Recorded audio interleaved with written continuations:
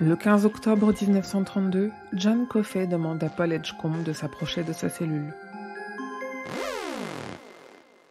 John attrape par l'entrejambe Paul, alors atteint d'une sérieuse infection urinaire. Il sortira de cette empoigne miraculeusement guéri.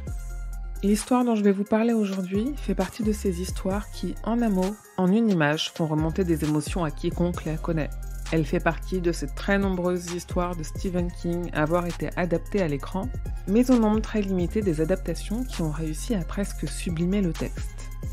Je vous parle bien entendu de La Ligne verte, qu'on ne présente plus, dont le film de Frank Darabont, avec notamment Tom Hanks et Michael Clarke Duncan, a marqué à jamais l'histoire du cinéma et l'histoire des adaptations de Stephen King.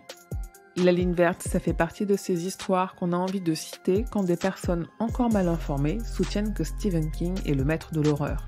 Il est en réalité bien plus, mais il est surtout le maître à décrire l'horreur humaine. La cruauté des hommes, ceux qui tuent, ceux qui jugent, la cruauté du système aussi.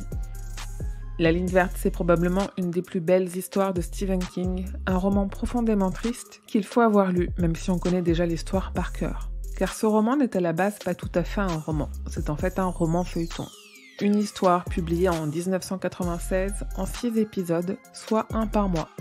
Elle a été écrite sur ce rythme, de façon à garder un suspense et une tension en fin de tome, pour donner envie au lecteur ou à la lectrice de revenir lire la suite le mois suivant.